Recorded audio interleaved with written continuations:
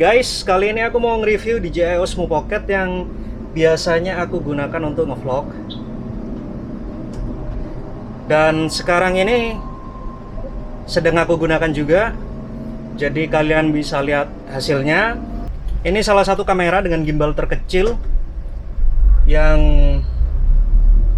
pertama kali ada mungkin ya guys. Jadi Osmo Pocket udah dirilis sekitar 2 tahun lalu. Dan sekarang aku mau nge-review gimana di 2020, apakah masih worth it, apakah masih layak dibeli. Ikuti terus reviewnya sampai akhir guys.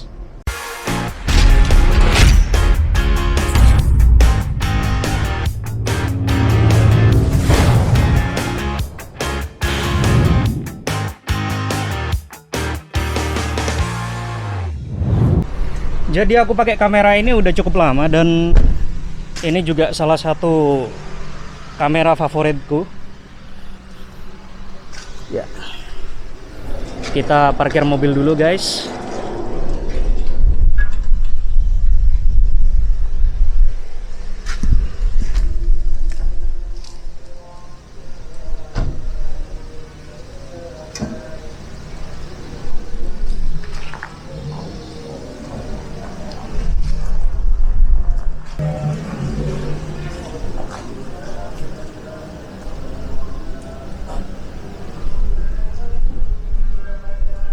Saat ini aku pakai mode auto di kamera ini, jadi kita nggak perlu bingung nyeting-nyeting seperti apa.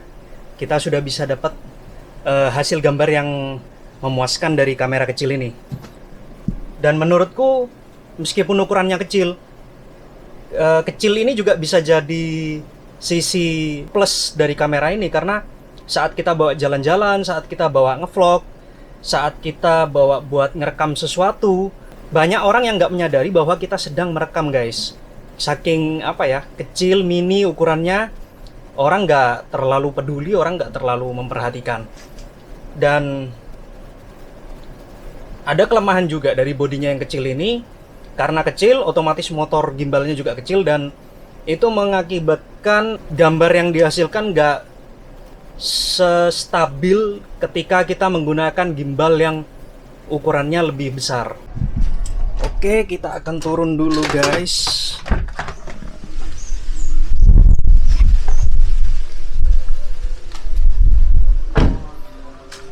Untuk tampilan menunya sendiri sebenarnya ini kamera yang gampang digunakan guys. Jadi tampilan menunya nggak membuat kita bingung, settingnya harus gimana. Untuk mode manual pun ini gampang digunakan. Ada settingan shutter speed, ISO, white balance, kita bisa atur itu semua saat kita masuk ke mode manual. Dan dengan mode manual kita bisa menghasilkan gambar yang lebih cinematic. Dan kita juga akan coba beberapa fitur-fitur yang ada di kamera ini. Fitur pertama yang menurutku cukup bermanfaat dan cukup penting, adanya picture profile flat di kamera ini. Namanya CineLike D. Mungkin bagi kalian yang sudah terbiasa dengan kamera, tahu picture profile CineLike D ini. CineLike D picture profile yang lebih flat daripada picture profile standar yang ada di kamera ini. Coba kita bandingkan ya. Jadi ini picture profile standar yang ada di kamera ini guys. Kalian bisa nilai sendiri.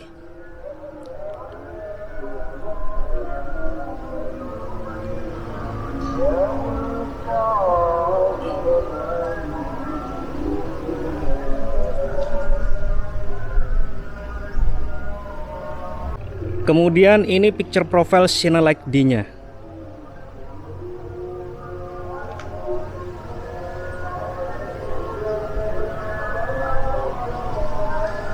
Nah, gimana menurut kalian?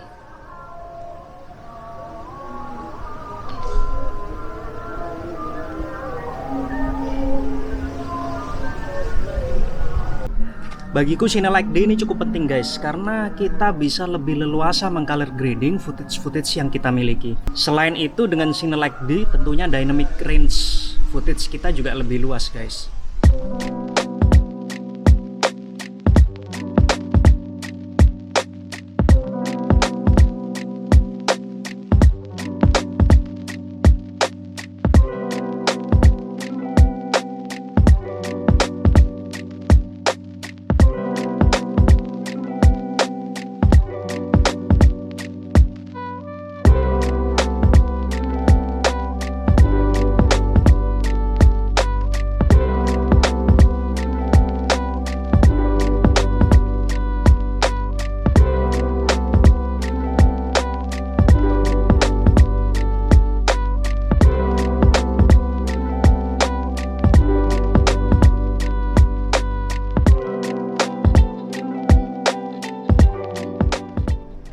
Jadi kira-kira seperti itu guys, gambaran besar yang bisa aku berikan untuk DJI Osmo Pocket ini.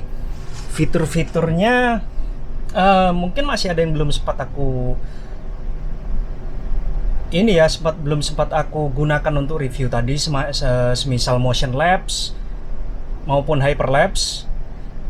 Tapi kembali ke bahasan awal kita tadi, apakah kamera ini layak dibeli di 2020? Kalau menurutku sendiri layak. Kamera ini layak dibeli, terutama karena dengan ukuran yang sekecil ini, kamu megang untuk ngevlog begini nggak pegel, terus kamu untuk merekam sesuatu juga lebih tidak terlalu diperhatikan orang, dan kamu bisa menaruhnya dimanapun, di sakumu bisa, kamu taruh di tas bisa, dan ya kualitas gambarnya cukup baik menurutku untuk ukuran yang sekecil ini, apalagi dengan sensor yang kecil ini. Untuk stabilisasi sendiri cukup baik. Dan untuk harganya saat ini harga baru di kisaran 4 juta, 4.200.000 untuk harga barunya. Dan untuk harga bekasnya di kisaran 3 jutaan. Dan untuk kualitas gambar yang dihasilkan dari kamera sekecil ini dengan sensor yang kecil ini menurutku cukup bagus lah. Dan kalian bisa main mode manual dengan mudah. Apalagi kalau kalian beli aksesorisnya, ND filter, kalian bisa dapatkan gambar yang lebih sinematik. Kalian juga bisa dapat 4K sampai 60 fps, itu jarang sekali ya. Kamera-kamera mirrorless pun belum tentu bisa itu 4K 60 fps. Dan kalian juga bisa merekam dengan DJI Osmo Pocket ini tanpa batas waktu. Jadi ada banyak kamera pocket ataupun kamera mirrorless di luar sana yang masih memiliki batasan waktu 30 menit karena memang ada peraturan yang mengharuskan seperti itu. Dan untuk DJI Osmo Pocket ini kalian bisa merekam sampai baterai kalian habis, sampai memori kalian habis. Jadi kalian tidak perlu khawatir akan berhenti biasanya 30 menit kalau kamera. Saya sendiri punya Canon G7X Mark III. Di situ kalau merekam 30 menit akan berhenti sendiri. Jadi kita mesti ngerekam lagi untuk lanjutannya. Dan untuk merekam hal-hal seperti wawancara, podcast, tentu itu bukan hal yang nyaman kalau kalian harus berhenti di tengah jalan kemudian kalian rekam lagi. Akan ada hal-hal yang hilang. Mungkin kita juga ngerekam pidato orang lain dengan durasi yang lebih dari 30 menit. Kita pakai kamera pocket itu tadi atau kamera mirrorless yang ada batasan waktu. Masa iya kita harus, Pak berhenti dulu dong pidatonya, Bu berhenti dulu pidatonya, wawancaranya kita rekam lagi, kan nggak mungkin kayak gitu. Jadi itu juga salah satu keunggulan yang dimiliki kamera ini. Soal panas itu hal yang wajar, tapi panas di kamera ini juga masih wajar sih, nggak terlalu yang panas-panas banget. Kalian juga nggak perlu bingung overheating karena sampai saat ini juga masih banyak kamera yang overheating. Seperti Canon G7X Mark III yang aku miliki itu, kalau kita rekam dengan 4K ada batasan 10 menit sehingga tidak overheating. Kalau dengan kamera ini kalian rekam 4K, kalian bisa rekam sampai habis tanpa overheating, tanpa batas waktu, dengan kualitas gambar yang lumayan baik. Untuk low lightnya sendiri menurutku tidak sebagus kamera dengan sensor 1 inch atau di atas itu. Jadi kalau mau merekam low light, saran dariku sendiri, kalian gunakan mode manual, usahakan ISO sekecil mungkin, color profile-nya kalian ganti jadi standar, tidak menggunakan Cine Like D, itu untuk mengurangi noise. Kalau tips-tips lainnya kalian bisa komen di bawah ini. Kalau mau tanya, kalau mau japri, kalian juga bisa japri IG ku. Kalau mau tanya-tanya soal DJI Osmo Pocket ini, secara keseluruhan aku menilai kamera ini worth lah, layak dibeli, masih layak dibeli di 2020.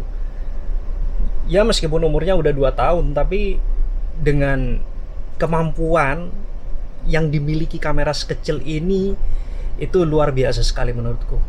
Ada beberapa kompetitornya, misal VU Pocket, VU-Tech Pocket, Vimy Palm ataupun Snoppa V-Mate.